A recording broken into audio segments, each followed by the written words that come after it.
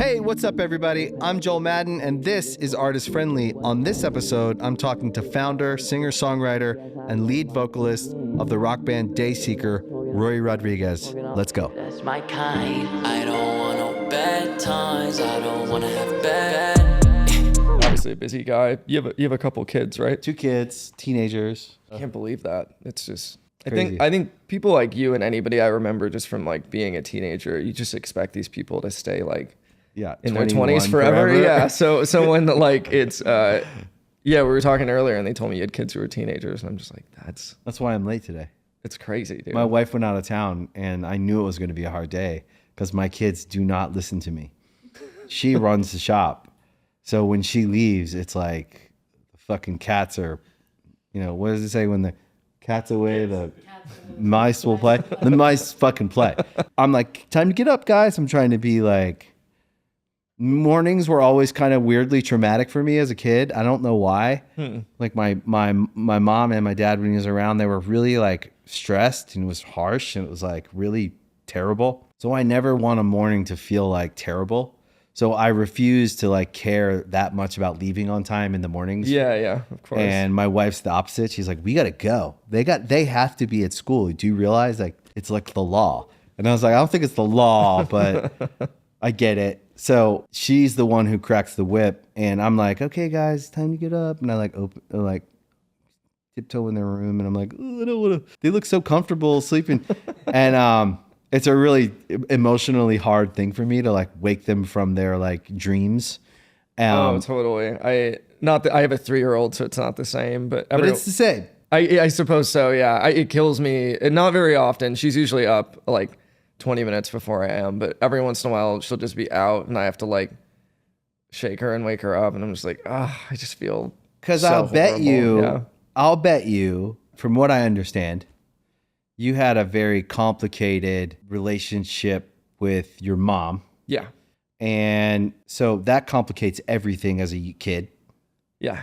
So as a parent, the last thing you want to do is complicate your relationship with your kid in any way. You just don't want to cause any pain. Yeah. I had a very clear understanding kind of from my upbringing with my mom that I needed to do everything that I could to not be that kind of parent for my kid. And so I feel like I relate in that sense for sure. Like I want to make sure. It's my weird paranoia about when she gets older. I'm just like, yes. I feel like I'm going to do everything I can to maintain like the best healthy relationship with her. And I still feel like and you're still paranoid. Yeah. I'm just worried that there's still going to be a strain. It just feels like there's this weird, I forgot. I feel like my uncle told me, he's like, you're hitting this golden era of like 4 to 12. They think you're like a superhero and they just love you. He's like, and then when they become teenagers, you're like not that cool anymore because you're their dad. Let me tell you something. As a guy who had complicated relationships with his parents,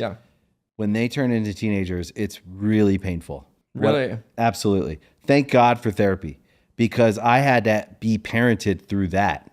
You know what I mean? Yeah. Like I had to have someone go, no, like this is actually like what is supposed to happen. Mm-hmm. They're like breaking away from you a little bit and becoming their own person. And the little kid is gone. And they'll come back every now and then and like show you they love you, but like that's what they need to do. They need to go into their own space and become their own person. And like it's like 13 it starts really like. But I have the same paranoia about you about when they got older, would we still be close? Yeah.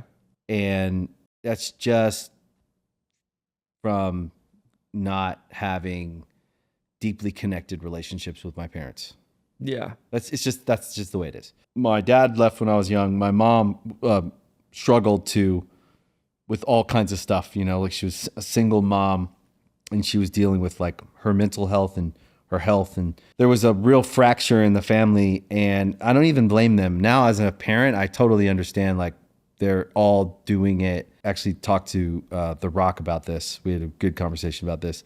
They're doing it to their capacity. Like even with their afflictions, right? My dad was an alcoholic. And so I got to a space where I could accept them as an adult, but they still left me with I have no model for what happens what happens when they get older. Do they still love me? Right, Are we still close? Yeah. And the truth is that they do. And I'm learning that as they continue to get older, like, and I work on it because I go like dedicated therapy on, and this is like one of the things I work on all the time is like my own insecurity about, am I a good dad? You know what I mean? It's fucked up because I started therapy. I tried a few years ago and just didn't feel like it was the best fit with the person I was seeing. And then I started again about 6 or 7 weeks ago. And it really is a trip realizing I went in for like one thing and then it kind of unraveled into where I was like, I think I'm pretty like mentally healthy and I'm doing okay. And then all this stuff started coming up and then I'm like, oh, I'm kind of broken in more ways than I realized. But it was interesting realizing that it did feel like as people, you're just the byproducts of your parents and and it's just pointing out the parallels of like how I was with how my mom was like, had an addiction to methamphetamine. And it kind of like melted her brain in a way where even after she stopped doing it, she was still like, the government's like out to get us. And I kind of grew up thinking that was like a normal mom experience. And then I went into high school and started sleeping over at my buddies' houses and saw all these really like super sweet, nurturing moms going like, you guys need anything? And I'm like, what the fuck? Like that's the parenting experience that you guys get. But it's a trip because she started pointing out my parallels in relationships with women that like I get like attracted to women who seem like they're unavailable or they're like hard. Like, I don't know if they actually really like me. And it's like, yeah, that's your experience. Yeah. And she's like, that's how it was with your mom. That's like, how you were loved. Yeah. Like chaotic, unstable, like vying for this woman's affection. She's not really giving it to you. So it's like, it ends up just translating into like how you are like romantically. And so it's tripped me out realizing I didn't used to think those two were that closely related. And then I started going and I was like, holy shit, this is like, it's pretty dead on.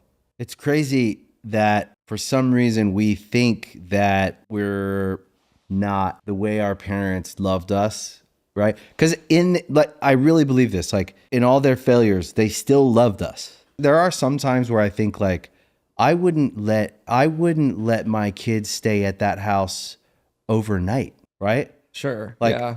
My own house growing up. Yeah. You know what I mean? Uh-huh. Like there were too many problems. I lived there. And then I think about with my own kids, I'm like, I wouldn't let my fucking kid go back there and spend the night. Yeah. Because I'm too protective of them. Right. And it doesn't mean that they didn't love us. It certainly doesn't mean that they didn't love other things more than us, whether they chose it or not. Yeah. Right. Totally. But Totally. when you go to therapy and you actually accept that, like, look, I don't know what I need to work on, but I need to work on something because I don't feel happy. Yeah. There's my therapist described it in a really good way that she says most people who come to her are fragmented and her whole concept is that she just wants to make sure they do enough therapy to where they leave feeling whole and more complete. And I don't know. Yeah. Interesting stuff. She's kind of into this thing called EMDR therapy. Have you I've heard of that. Yeah. It's somewhere in like the hypnosis area, right? Yeah. It's kind of she has this long kind of tube light that she puts in front of me and your eyes basically follow it back and forth. And there's something, and then you have like a safe space that you go to. For me, I don't know why, but I picked Chain Reaction in Anaheim as my safe space. It was my first safe unless there's a hardcore show there. Yeah. It was my first show I went to and I was like 15 and it was this super shot local show, like bunch of good memory. Yeah, a bunch of pop punk bands, and there was, including me and my buddy, probably like 15 people there. And we hung out like after the show and talked to all the bands. It was like, oh my God, you're so cool. And then I felt like that was the first time I sort of fell in love with like live music. So, and I have a lot of good memories. We rehearse there a lot of times now before we go out on tour, and my daughter has like come to hang out. And so there's great. Like, I just have nice little pocket memories. So like it's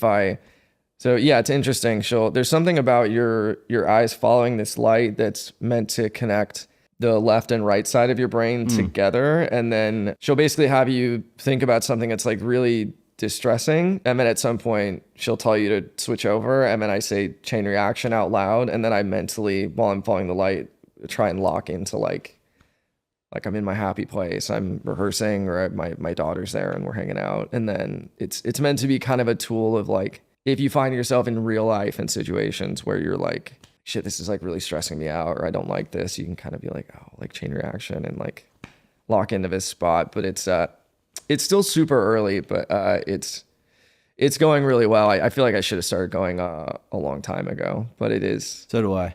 It's just a trip realizing like I used to think I handled things well in difficult situations. And I think she's pointing out that at a young age, I learned a tool of resilience to compartmentalize, and I would get hit with a really difficult thing and I would just do a shitty duct tape job and then kind of push it off. And then I think I've just been doing that as I've gotten older. And then she's kind of now, I think that's what she wants to do with this EMDR thing, is like transport to times. Back when I was younger, my mom was doing drugs, and like maybe as a kid, I like just pushed it out really quick. And she's like, I want to offer support to like your younger self, maybe like when he needed it, and it'll maybe help you feel better as like an adult, instead of trying to like push difficult things away as they come at you. But it's hard being in your 30s and trying to like unlearn just how you've been for your whole life, basically. How old are you? 34. Oh, okay. So yeah, you're young. It doesn't feel like it, but I started around the same time. Really? Yeah, that's when I really started therapy. My wife was like, I think you should maybe, she'd been going to therapy her whole life. And I never really did through my 20s and through all my experiences. I think music was my therapy. Oh, same. Yeah. It's what made me feel better. It's where I realized things. It's where I, at a very slow pace, unpacked things and in my own way made peace with some things and felt better about things. At the same time, it wasn't always the healthiest environment. It wasn't always the healthiest people around. And I didn't really know how to discern all that stuff. And when I met her, we got serious and we started a family. She was like, I think you should go to therapy. I think you have like some stuff to work out. And I was like, you need to go to therapy. She goes, she was like, I go to therapy, you know? So then I started down that road trying to find someone, and I would go for a month and then I'd stop, or 2 months and I'd stop, and trying different people. And then I met a guy, amazing guy, through a friend who knew I was seeking out those kinds of things. Yeah. And, you know, in LA, it's like a fucking playground with gurus and therapists. And yeah. God bless them all. Like, they really do help people, but I'm not really a guru guy. I can't have someone where I feel like I have to follow them and I need to check in with them on everything. I need like another person who I respect. Yeah. So which is hard to find, like someone that I look up to. Cause I've always been a little bit of like, I'll show you, I'm gonna, you know, I always had the chip on my shoulder. So I met this guy through a friend of mine who I respected. He's a very successful guy, really has his shit together, married, great dad.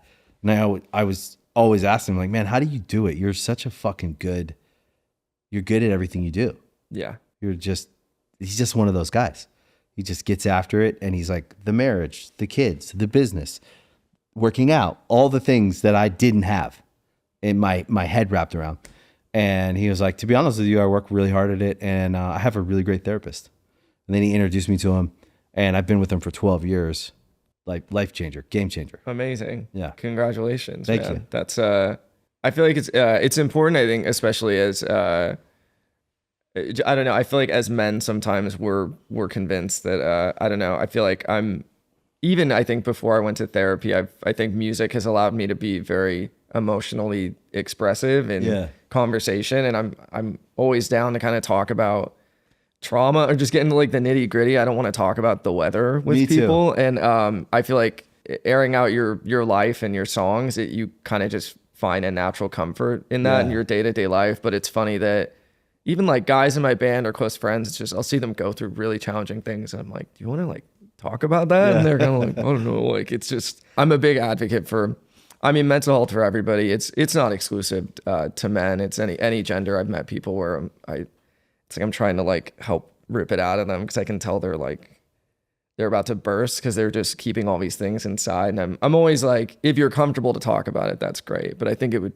do you a lot of good to just, I always feel better as soon as I vent anything out that I'm going through. And I feel like there's a lot of this, just suck it up and deal with your feelings with men. So you're a good role model for that then, because 12 years is a is a long I mean, time. I needed it. Yeah. I don't think I would have anything in my life the way I have it. Right? You can have stuff, Yeah. but do you have it if you don't know you have it? Do you have it if you can't see it? Do you have it if you can't feel it? You know what I mean? So to actually have a life, you have to live in it.